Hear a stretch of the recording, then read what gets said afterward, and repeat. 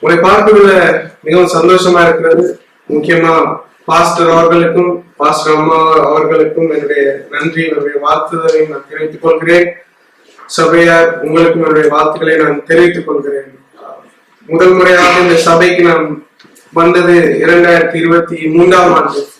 அப்பொழுது என்னுடைய நண்பரோடு நான் வந்திருந்தேன். அப்போ எனக்கு ஒரு சபை ஆராதனை கலந்து கொள்ள வேண்டும் என்று அவர் சொன்ன பொழுது, அப்ப நான் அநேக சபைகளை பார்த்து நான் கர்த்தர் எனக்கு உங்களுடைய சபையை காண்பித்து போல அன்றைக்கு நான் வந்து ஆராதனை கலந்து கொள்ளும் மாத்திரமல்ல, கர்த்தருடைய வார்த்தை பயிரும்படி ஆண்டவர் கிருபை பாராட்டினார். பாஸ்டரும் கிருபையா தாழ்மையாக கேட்டுக்கொண்டார். அப்பொழுது நான் ஜக்கரியா எழுதின புஸ்தகம் 4ஆவது அதிகாரம் 6வது வசனத்தில் இருந்து பலத்தினாலும் அல்ல பராக்கிரமத்தினாலும் அல்ல என்னுடைய ஆவியினாலே ஆகும் என்று கர்த்தர் சொன்ன அந்த வார்த்தையை நான் பிரசங்கித்தேன். கர்த்தர் பேசினார். அந்த பிரசங்கம் முடிந்ததுக்கு பிற்பாடுதான் பாஸ்டர் சொன்னார், இந்த சபை ஆரம்பிக்கும் பொழுது அவங்களுக்கு கொடுத்த வாக்குத்தத்த வசனமும் அதாக இருந்தது. கர்த்தருடைய நாமத்துக்கே எல்லா மகிமையும் எல்லா துதிகரமையும் செலுத்துகிறேன். என்னுடைய சகோதரர் சாமுவேல் அவர்கள் வந்து சாட்சியை பயந்து விட்டார். கர்த்தருக்கே மகிமை.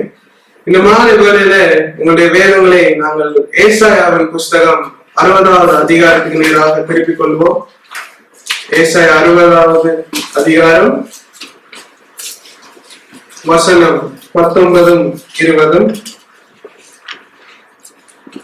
எடுத்தவர்கள் நீங்க வாசிக்கலாம். ஏசாயா 60, 19வது வசனமும் 20வது வசனமும் வாசிக்க கேட்போம். சூரியன் உனக்கு பகலிலே வெளிச்சமாயிராமலும் சந்திரன் தன் வெளிச்சத்தால் உனக்கு பிரகாசியாமலும் கர்த்தரே உனக்கு நித்திய வெளிச்சமும் உன் தேவனே உனக்கு மகிமையுமாய் இருப்பார். உன் சூரியன் இனி அஸ்தமிப்பதும் இல்லை, உன் சந்திரன் மறைவதும் இல்லை. கர்த்தரே உனக்கு நித்திய வெளிச்சமாய் இருப்பார். உன் துக்க நாட்கள் முடிந்து போகும். ஆமென். கர்த்தர் இந்த வசனங்களை ஆசீர்வதிப்பாராக. என்னுடைய வாழ்க்கையில அநேக நேரங்கள்ல எப்பவுமே சந்தோஷமான நாட்கள் மாத்திரம் இருக்காது. அநேக நாள் நாங்க கவலைப்பட்ட நாட்கள் இருக்கும். அநேக நேரம் நாங்க எப்படி சொல்றது, அழுத நாட்கள் நிறைய இருந்தாலும் கர்த்தர் ஏதோ ஒரு விதத்துல எங்களுக்கு ஒரு சமாதானத்தை கொடுத்து, எங்களுக்கு கிருபையாக ஜீவனை கொடுத்து, எல்லா தேவைகளையும் சந்திச்சு எங்களை வழிநடத்துறதுல உண்மையா இருந்திருக்கிறார். ஆனாலும் இந்த பூமி பாஸ்டர் ஆரம்பத்துல சொன்னது போல பாவம் நிறைந்திருக்கிறபடினால் இந்த பூமி முழுவதுமே இருளால் மூடப்பட்டிருக்கிறதை நாங்கள் அறிந்திருக்கிறோம். ஆதியாமத்துல நாங்க பார்க்கிறோம், பூமி எப்படி இருந்ததாம், வெறுமையாகவும் அது இருள் நிறைந்ததாம் இருந்தது. ஆண்டவர் முதலாவது சொன்னார், வெளிச்சம் உண்டாக கடவுள். இன்றைக்கு மாலைகளிலே நான் பேச விரும்புகிற தலையங்கம் என்னென்றால், கர்த்தர் உங்களுக்கு நித்திய வெளிச்சமாய் இருப்பார். உங்கள் துக்க நாட்கள் முடிந்து என்னுடைய வாழ்க்கையில அநேக தருணங்கள்ல நாங்கள் எதிர்பார்த்த காரியங்கள் நடக்காம போன நாட்களும் இருக்கலாம். சில இழப்புகள் மத்தியில நாங்கள் கடந்து சென்றிருக்கலாம், அல்லது சில குழப்பங்கள் மத்தியில கூட நாங்கள் கடந்து சென்றிருக்கலாம். இல்லாட்டி வியாதி ஒவ்வொருத்தருக்கு அது மாறிட்டே ஒரு காலங்களும் அப்ப இருளின் அந்த ஆதிக்கம் அங்கே தோன்ற மாதிரி நமக்கு காணப்படலாம். ஆண்டவரை பார்த்து நாங்கள் அநேக நாட்கள் கேள்வி கூட கேட்டிருக்கலாம், என்ன ஆண்டவரே உமக்காக நான் அநேக காரியங்களை செய்தேனே, இம்மட்டு காலம் உங்க மேல மாத்திரம் நான் நம்பிக்கை வைத்திருந்தேனே, ஏன் எனக்கு இந்த பாடு, ஏன் எனக்கு இந்த கஷ்டம், ஏன் எனக்கு இந்த இருள், இந்த சூழ்நிலை ஏன் அனுமதித்தீங்கன்னு அநேக கேள்விகளோட இருக்கலாம். ஆனா கர்த்தர் நமக்கு கொடுக்குற வாக்குத்தத்தம், நாங்க இருள்ல மூழ்கி தோத்து போக மாட்டோம். கர்த்தர் எங்களுக்கு நித்திய வெளிச்சமாய் இருப்பார். ஆமென். எத்தனை பேர் விசுவாசிக்கிறீங்க? இந்த வசனத்துல முடிவுல சொல்லும் துக்க நாட்கள் முடிஞ்சது. அப்போ துக்கமான நாட்கள் இருக்கிறதா? அது முடியல. ஒரு நாள் வரும், கர்த்தர் அதை மாற்றி போடுவார். ஆமென். ஏசாயா தீர்க்கதரிசி இந்த வசனத்தை கர்த்தருடைய இடத்திலே பெற்று சொல்லும் பொழுது, இஸ்ரேல் தேசம் மிகவும் ஒரு நல்ல நிலைமையில இல்லை. இஸ்ரேல் தேசத்துல அங்கே எதிர் நாடுகள் வந்து யுத்த களமாய் மாறி அங்கே இஸ்ரேல் தேசம் ஒரு சூறையாடப்பட்டு ஒரு தோற்கடிக்கப்பட்ட ஒரு நாட்டாக தான் அங்கே காணப்பட்டது. அவங்களுடைய பட்டினம் முழுவதும் அழிக்கப்பட்ட ஒரு சூழ்நிலை. ஜனங்களும் எல்லாருமே நம்பிக்கை இருந்த ஒரு தருணத்துல கர்த்தர் வாக்குத்தத்தம் கொடுக்கிறார், நான் உங்களுக்கு வெளிச்சமா இருப்பேன், உங்கள் துக்க நாட்கள் முடிந்ததில்லை. இன்றைக்கு மாலை ஆண்டவர் எங்களை பார்த்து சொல்கிறார், இதேதோ 2000 வருடங்களுக்கு முன்பதாக இஸ்ரேல் தேசத்துக்கு கொடுக்கப்பட்ட வாக்குத்தத்தம் மாத்திரம் அல்ல, நமக்கு ஆண்டவர் இந்த மாணவர்கள் சொல்லுகிறார், அவர் நமக்கு வெளிச்சமா இருப்பார். இந்த ஆண்டவர் நமக்கு நித்திய வெளிச்சமாய் இருப்பதை பற்றி ஒரு சில காரியங்களை நான் உங்களுடைய பகிர விரும்புகிறேன். முதலாவது, கர்த்தருடைய வெளிச்சம் இருளில் பிரகாசிக்கும். ஏசாயா 60:1 இப்படியாக சொல்கிறது, எழும்பி பிரகாசி, உன் ஒளி வந்தது, கர்த்தருடைய மகிமை உண்மையில் உதித்தது. 2வது வசனம் இப்படியாக சொல்கிறது, இதோ இருள் பூமியை காரில் ஜனங்களை மூடும், ஆனாலும் உண்மையில் கர்த்தர் உதிப்பார், அவருடைய மகிமை உண்மையில் காணப்படும். ஒரு ஆமென் சொல்லுவோமா? ஆமென்.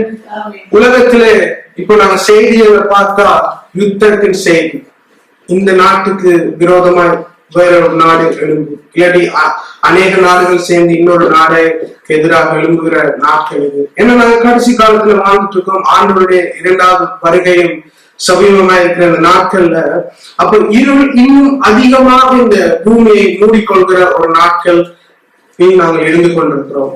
ஆனா என்ன நமக்கு நம்பிக்கையின் செய்தி என்னன்னா, கிறிஸ்துவின் அந்த இரட்சகர், அந்த ஒளி, மெய்யான ஒளி நமக்கு இரட்சகரா இருக்கும் பொழுது நாங்க இருளே நடக்க மாட்டோம். இதோ இருள் பூமியை மூடினாலும், இதோ காரில் ஜனங்களை மூடினாலும் கர்த்தர் நம்ம மீது உதிப்பாராக. அல்லேலூயா. யோவான் புஸ்தகத்துக்கு நேராக நாங்கள் திருப்பிக் கொள்வோம், வாசிக்க கேட்போம். யோவான் எழுதின சுவிசேஷ புத்தகம் 8வது அதிகாரம் 12வது வசனம். யோவான் 8வது அதிகாரம் 12வது வசனம்.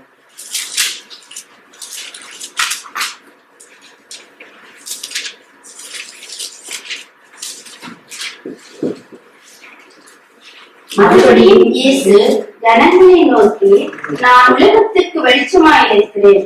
என்னை பின்பற்றுகின்றவர் இருளிலே நடவாமல் ஜீவ ஒளியை அடைந்திருப்பான் என்றார். ஆமென். இங்கே இயேசுவானவர் அவரே சொல்லுகிறார், நான் உங்களுக்கு ஒளியாக இருக்கிறேன் என்று.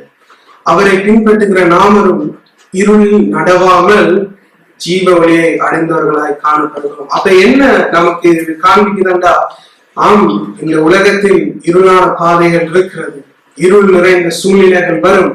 ஆனால் அந்த மெய்யான ஒளி கிறிஸ்துவை பார்த்து நாம் நடப்போமானால் அந்த ஜீவ ஒளி எங்களுக்கு வைக்கப்பட்டிருக்கிறது. ஹல்லேலூயா.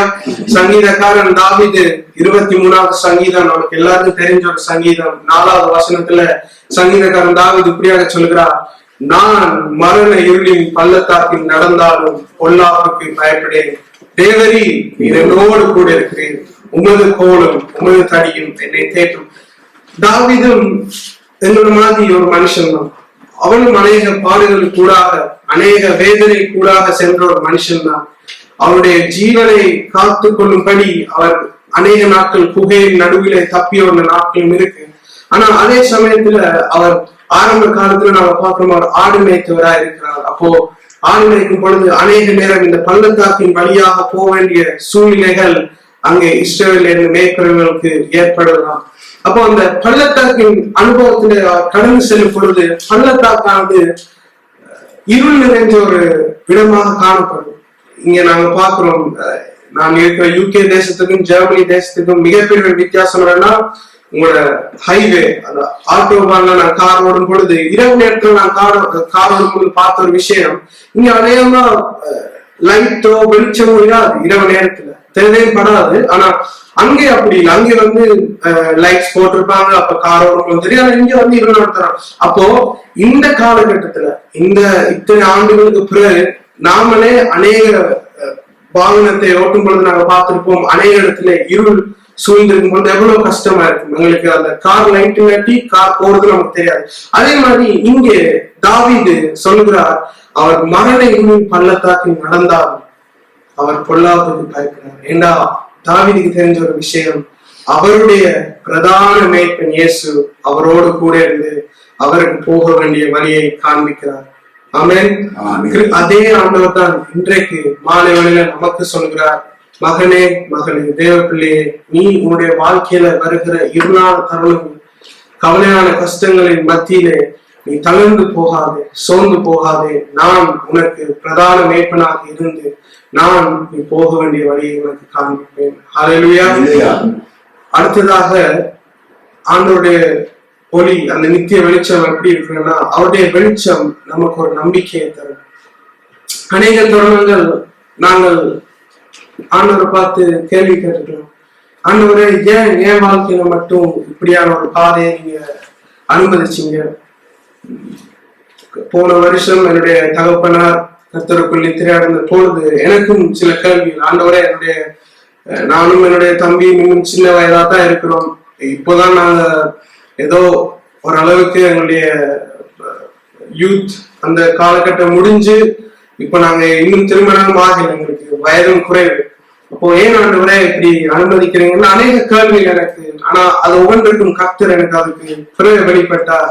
அதெல்லாம் தேவ சித்தத்தின்படி நடந்த ஒரு காரியம். அதே மாதிரி எங்களுக்கும் கேள்விகள் இருக்கலாம். நாங்கள் ஆண்டவரிடத்திலே கேள்வி கேட்கலாம், அதுல எந்த தப்பும் இல்லை. ஆண்டவர் எங்கேயோ தூர ஒரு இடத்துல இருப்பவர் இல்லை, அவர் நமக்கு அருகே இருக்கிறார். அவருடைய வசனம் சொல்லுகிறது, நீ என்னை நோக்கி கூப்பிடு, நான் உனக்கு மறுக்கிறது அருள் செய்வேன்.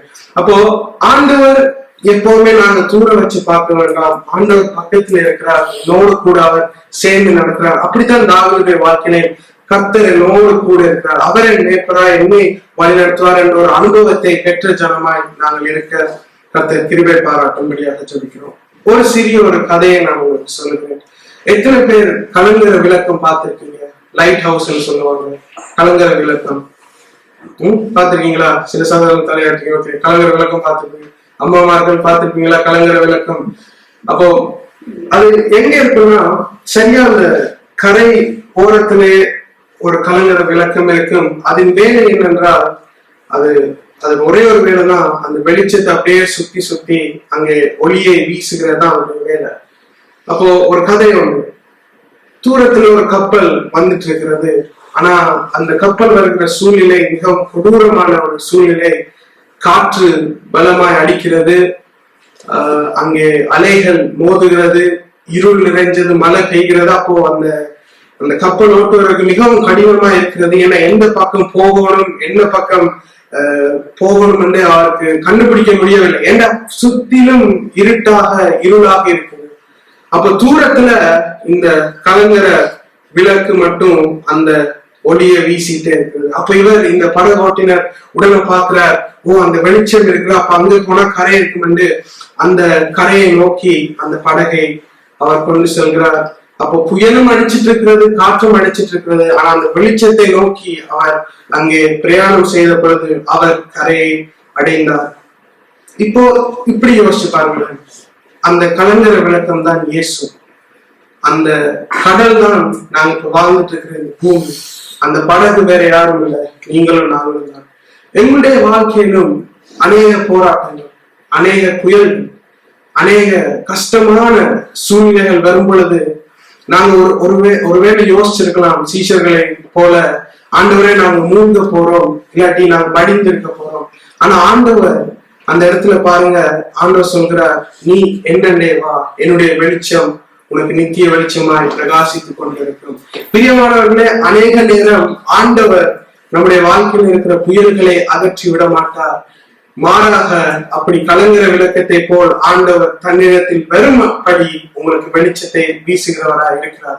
அப்போ பிரச்சனைகள் மத்தியில் நாங்க போகும் பொழுது நாங்க இறுதியா கர்த்தரையும் அவர் நமக்கு கொடுத்த வாக்கு தத்துவங்களையும் இறுதியாய் பிடிக்க கற்றுக்கொள்வோமாக. ஆமென். அதே போல புயல் அடிக்குதுன்றதால அதிலேயே உங்க வாழ்க்கை முடிந்திராது.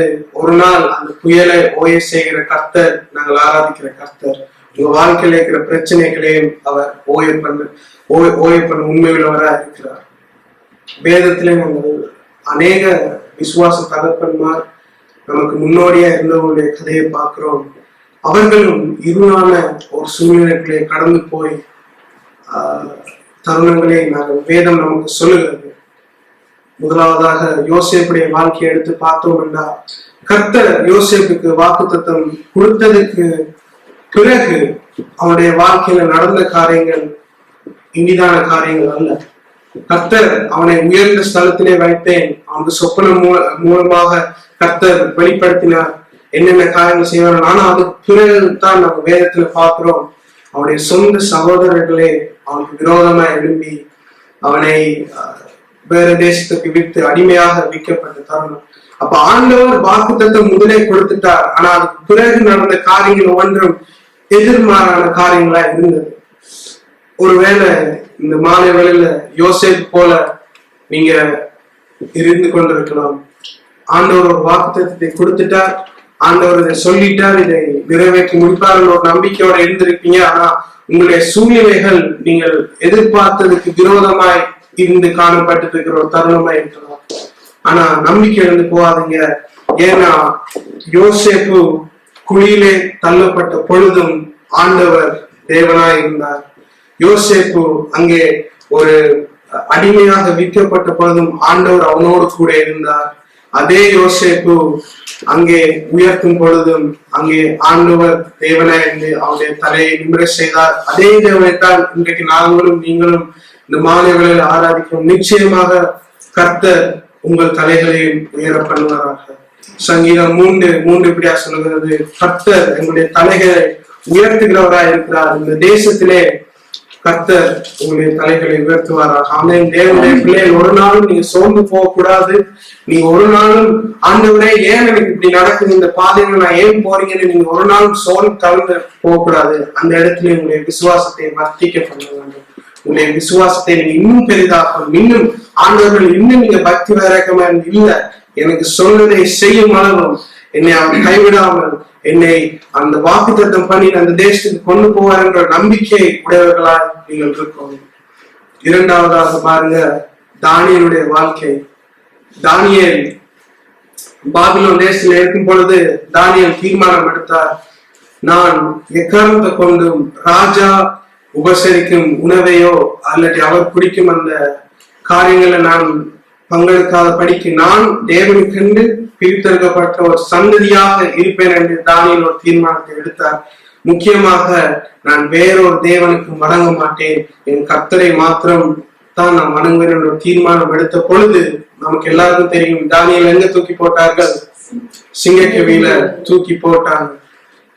ஆனா தானியேலுடைய கதை அங்கே முடிந்து விட்டதா? இல்லை பிரியமானவர்களே.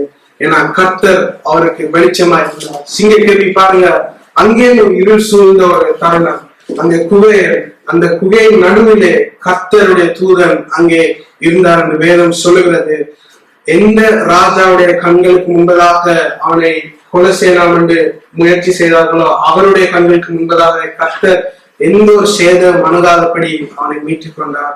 உங்களுடைய வாழ்க்கையிலே நான் சொல்லுகிறேன், நீங்க ஆண்டவருக்காக தீர்மானத்தை எடுக்கும் பொழுது இந்த தேசத்துல, இந்த ஜெர்மனி தேசத்துல ஆண்டவருக்காக பக்தி வைராக்கியமாய் என்னுடைய தேவன் அவருக்கான ஏதாவது ஒன்று செய்வேன், இந்த சபையில ஏதாவது ஒன்று செய்வேன், அநேக ஆண்டவர் அறியாத ஜனங்களுக்கு போய் ஏதாவது ஒன்று செய்வேன் என்ற ஒரு தீர்மானத்தை எடுப்பீர்கள். ஆனால் கர்த்தர் உங்களை உங்க குடும்பத்தை ஆசீர்வதித்து இந்த தேசத்திலே நிலைநாட்டி உயர்த்துவாராக. ஆமென். ஆமென். புதிய ஏற்பாடுல அப்போஸ்தலர் பவுலும் சீலாவும் நாங்க தெரிஞ்ச கதை தான். சிறைச்சாலையில அடைக்கப்பட்ட ஒரு தருணம். ஆண்டவருக்காக ஊழியம் செய்து கொண்டிருக்கும் பொழுது அங்க சிறைச்சாலையில அவர்கள் அடைக்கப்பட்ட ஒரு தருணம். ஆனா அங்கே அவர்கள் சோர்ந்து போகவில்லை. அங்கே சங்கிலிகள் கட்டப்பட்டது. முக்கியமா சொல்லணும்னா, நான் இத்தாலி தேசத்திலே பிறந்ததால் அங்கே ஒரு 12 வருஷம் வாழ்ந்திருக்கிறேன். அப்போ அங்க அப்போஸ்தலர் பவுல் வந்த இடங்கள் எல்லாம் நாங்க போய் பார்த்திருக்கோம்.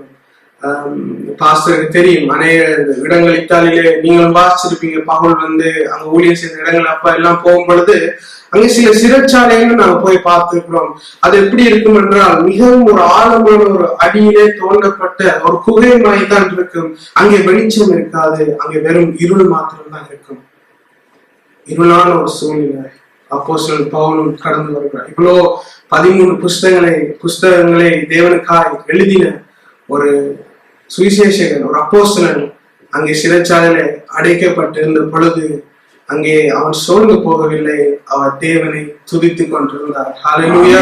நீங்க போகிற சூழ்நிலைகளிலே நீங்க சோர்ந்து போகக்கூடாது. தேவனை துதித்துக் கொண்டிருப்பவர்களாய் கர்த்தர் உங்களுக்கு கிருபை பாராட்டி மாற்றுவாராக. நானும் விசுவாசிக்கிறேன், நீங்களும் விசுவாசிக்கணும். நீங்க எந்த சூழ்நிலையில போயிட்டு இருந்தாலும் கர்த்தரை துதிச்சு பாடி, இல்ல என் ஆண்டவர் நல்லவர், என் கர்த்தர் நல்லவர், அவர் எனக்கு செய்வார் என்று சொன்னீங்கன்னா, இங்க பவுலுடைய சிறைச்சாலை சங்கிலிகள் அவிழ்க்கப்பட்டு கதவுகள் உடைத்து அவர்கள் எப்படி விடுதலையோடு வந்தார்களோ அதே போல உங்களுடைய வாழ்க்கையிலே, உங்களுடைய பிரச்சனை மத்தியிலே, நீங்க போகிற இந்த போராட்டத்து மத்தியிலே ஒரு விடுதலையை கர்த்தர் உங்களுக்கு கொடுக்க உண்மையுள்ளவரா இருக்கிறார். ஒரு ஆமென் சொல்லுவோமா? கர்த்தருடைய வெளிச்சம் நமக்கு ஒரு திட்டத்தையும் கொடுக்கும். மத்தேயு எழுதின சுவிசேஷம் 5வது அதிகாரம் 14, 15 வாசிக்க கேட்போம்.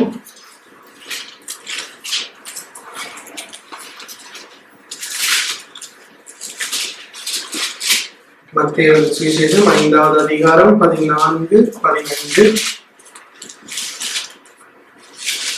நீங்கள் உலகத்துக்கு வெளிச்சமாய் இருக்கிறீர்கள். வலையில் இருக்கிற பட்டணம் மறைந்திருக்க மாட்டாது. விளக்கை கொளுத்தி மரக்காலம் முடி வைக்காமல் விளக்கு தண்டின் மேல் வைப்பார்கள். அப்பொழுது அது வீட்டில் உள்ள யாவருக்கும் வெளிச்சம் கொடுக்கும். ஆமென். இங்க இயேசுப்பா எங்களை பார்த்து சொல்கிறார். அங்கே எங்க சீசர்கள் சொன்னாலும் இது இன்றைக்கு நமக்கும் பொருந்தும் என்ற நமக்கான வார்த்தை தான். ஆண்டவர் என்ன சொல்கிறார்? நாம் உலகத்திற்கு வெளிச்சமா இருக்கிறோம். அவர் நித்திய வெளிச்சமா எங்களுக்கு இருப்பவர் மாத்திரம் அல்ல, எங்களையும் வெளிச்சமாய் வைத்திருக்கிறார். முக்கியமாக சொல்கிறார், நாங்க எப்படிப்பட்ட ஜனமாம், மலை மேல் இருக்கிற ஒரு பட்டணத்தை போல நாங்கள் மறைந்திருப்பவர்கள் அல்ல, மாறாக இந்த இருளிலே நடமாடுகிற ஜனங்களுக்கு வெளிச்சத்தை வீசுகிற ஒரு ஜனமாக கர்த்தர்களை வைத்திருக்கிறார். இந்த தேசத்திலே இந்த சபையை கர்த்தர் வைத்திருக்கிறார். நான் அப்பொழுது ஆராதிச்சுட்டு இருக்கும்போது இதிலேயே நான் வாசிச்சேன். அந்த வெளிச்சத்தை பற்றி பாஸ்டர் அருமையாக எழுதியிருக்கார். முக்கியமாக 12வது வசனம் சொல்கிறது ஒரு விளக்கு. இப்ப இந்த இதுல பாருங்க, எல்லாருக்கும் இந்த விளக்கு தெரியுது. இதை நாங்க நெருத்தூட்டி அது வெளிச்சம் தரும்படிக்குதான் நாங்க வைத்திருக்கோம். யாரும் இதை மூடி வைப்பதில்லை. அது மாதிரிதான் கர்த்தர் எங்களுக்கும் அவருடைய வெளிச்சத்தை தரும் பொழுது நாங்க ஏதோ மறைத்து வாழும்படி ஆண்டவர் வெளிச்சத்தை தரல. ஆண்டவரை அறியாத ஜனங்களுக்கும் நாங்க இருக்கிற சமுதாயத்துக்கும் அந்த வெளிச்சத்தை வீசும்படி கர்த்தர் எங்களுக்கு ஒரு திட்டத்தை நோக்கத்தை வைத்திருக்கிறார். எத்தனை பேர் விசுவாசிக்கிறீங்க? அப்போ உங்களுடைய குடும்பத்துல ஆண்டவர் ஒரு திட்டத்தோடு தான் உங்களுக்கு ஒரு குடும்பத்தை நாங்க வைத்திருக்கிறார். நீங்க இருக்கிற சமுதாயமா இருக்கலாம், இல்லாட்டி நீங்க போகிற வேலை ஸ்தலங்கள், படிக்கிற இடத்துல ஆண்டவர் பிறருக்கு அவருடைய ஒளியை வீசும்படி உங்களை தான் வச்சிருக்காரு. அவர் ஆவியா இருக்கிற தேவன். இந்த நாட்கள்ல நீங்க அவர்களுக்கு பிரதிநிதியா இருக்கும்படி கர்த்தர் உங்களை தெரிந்து கொள்ளப்பட்டிருக்கிறீங்க. அப்போ ஆண்டவர் என்ன சொல்கிறார்?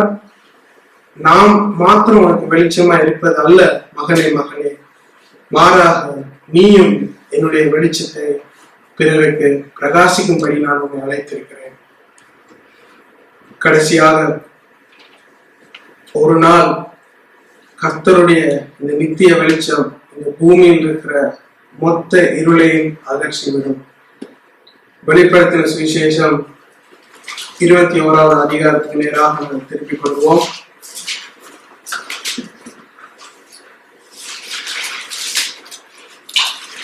வெளிப்படுத்தின சுவிசேஷம் 21வது அதிகாரம் 23வது வசனத்தை வாசிக்க கேட்போம். நகரத்திற்கு வெளிச்சம் கொடுக்க சூரியனும் சந்திரனும் அதற்கு விழுங்குவதில்லை. தேவனுடைய மகிமையை அதை பிரகாசிப்பித்தது. ஆட்டுக்குட்டியானவரே அதற்கு விளக்கு. பிரியமானவர்களே, நாங்க போயிட்டு இருக்கிற பாடுகள், சோதனைகள், இந்த இருளான காரியங்கள் இது ஒன்றும் நிரந்தரம் அல்ல. ஏன்னா அவருடைய வருகை வரும் பொழுது, அவருடைய ராஜ்யம் கடந்து வரும் பொழுது வேதத்துல நாங்கள் வாசிக்கிறோம், அங்கே பரலோகத்திலே இருள் இருக்காத படிக்கு கர்த்தரே நித்திய வெளிச்சமாயிருப்பார். ஆமென். நமக்கு இருக்கிற நம்பிக்கையின் செய்தி என்னன்னா, ஒரு நாள் நாமளும் அந்த தேவனிடத்திலே போகும் பொழுது அந்த நித்திய வெளிச்சத்திலே சதா காலமும் அவரோடு நாங்கள் இருக்க போகிறோம். வெளிப்படுத்தின அதே சுவிசேஷத்துல 22வது அதிகாரம் 5வது வசனத்தை நாங்கள் வாசிக்க 22:5. அங்கே ராக்காலம் இராது, விளக்கும் சூரியனுடைய வெளிச்சமும் அவர்களுக்கு விரும்புவதில்லை. தேவனாகிய கர்த்தரே அவர்கள் மேல் பிரகாசிப்பார். அவர்கள் சதா காலங்களில் அரசாளுவார்கள். ஆமென். அப்போ வேதம் நமக்கு சொல்கிறது, நமக்கு ஒரு காலம் வருகிறது, நமக்கு இந்த சூரியனே அங்க தேவைப்படாது. ஏன்னா கர்த்தர் அங்கே நமக்கு நித்திய வெளிச்சமா இருக்க போறார். ஆமென். கர்த்தர் நமக்கு சூரியனாக, நமக்கு சூரியனை உண்டாக்கினதே கர்த்தர் தான். அவருடைய வெளிச்சம் அங்கே நமக்கு பிரகாசிக்க பண்ணும். அப்ப நம்முடைய நம்பிக்கை ஏதோ இந்த உலகத்துல மாத்திரம் வாழ்ந்துட்டு முடிந்து போறது அல்ல. நமக்கு நித்தியமான ஒரு நம்பிக்கையை கர்த்தர் நமக்கு கொடுத்திருக்கார். ஆமென். எத்தனை பேர் விசுவாசிக்கிறீங்க? அநேக ஜனங்களுக்கு, தேவன் அறியாத ஜனங்களுக்கு எங்களை பார்க்கும் பொழுது பைத்தியவான்களாய் தெரியப்படலாம்.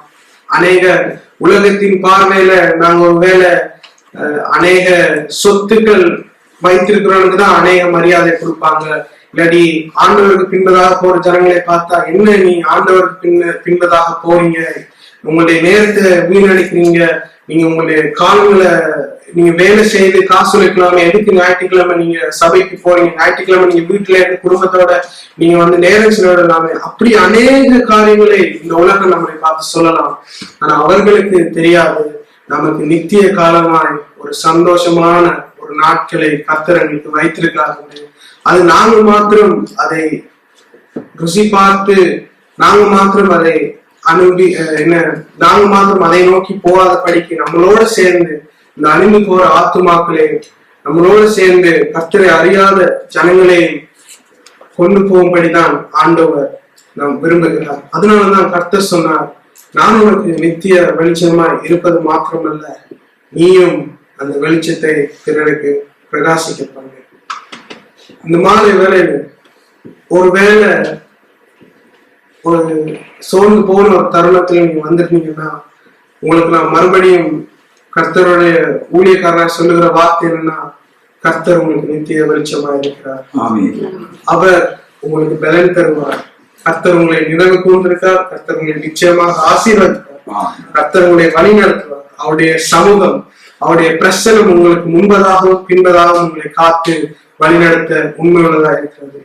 ஒருவேளை இந்த கொஞ்ச காலம் உங்களுக்கு இருள நடக்கிற மாதிரி ஒருவேளை சூழ்நிலைகள் காணப்படலாம். ஆனால் கர்த்தர் உங்களுக்கு வெளிச்சமாய் இருப்பாரானால் அந்த இருள் நீடிக்காது. அந்த இருள் ஒரு நாள் வெளிச்சமாக மாறும். ஆமென். போகிற பாதை எந்த அளவுக்கு கடினமா இருக்கிறதோ அந்த அளவுக்கு விலை மதிக்க முடியாத ஒரு பெரிய ஒரு ஆசீர்வாதம் காத்துட்டு இருக்குன்னு அர்த்தம். யோசேப்பை பற்றி நாங்கள் பார்த்தோம். யோசேப்புடைய வாழ்க்கையில நான் சொன்னேன், எந்த அளவுக்கு அவருடைய வாழ்க்கை பயணம் கடினமா இருந்ததோ, கர்த்தர் அவருடைய சகோதரருக்கு முன்பதாக அந்த தேசத்திலே அவருடைய தலையை உயர்த்தி வைத்தார். அதே போல தாவீது அநேக போராட்டங்களை கடந்து வந்த பொழுதும் கூட இறுதியாக நாங்கள் பார்க்கிறோம், ஒரு நல்ல ஒரு பெயரை கர்த்தர் அவனுக்கு கொடுத்தார், இருதயத்துக்கு ஏற்றவன் என்று. இந்த மாலை வேளையில கர்த்தர் நம்மளை பார்த்து சொல்லட்டும், அருமையான மகனே, அருமையான மகனே, நீ என் இருதயத்துக்கு ஏற்றவன் என்று. நம்முடைய போராட்டங்களை பார்த்து நாங்கள் சோர்ந்து போக வேணாம். கர்த்தருக்குள்ளே வசனம் சொல்லுகிறது, தாவீது தன்னை கர்த்தருக்குள்ளே பலப்படுத்தினான் என்று. இந்த மாலை வேளையில இந்த கர்த்தர் தாமே உங்களுக்கும் உங்கள் குடும்பத்திற்கும் இந்த சபைக்கும் நித்திய வெளிச்சமாயிருந்து இந்த தேசத்திலே ஒரு கலங்கரை விளக்கத்தை போல், ஒரு மலை மேலுள்ள ஒரு பட்டணத்தை போல் கர்த்தர் இந்த சபையை எடுத்து பயன்படுத்துவார் என்று நான் சொல்ல ஆசைப்படுகிறேன். இறுதியாக உங்களுக்காக நான் ஜெபிக்க ஆசைப்படுகிறேன். என்னோடு கூட நீங்க எல்லாரும் சேர்ந்து எழும்பி நிற்பீர்களா?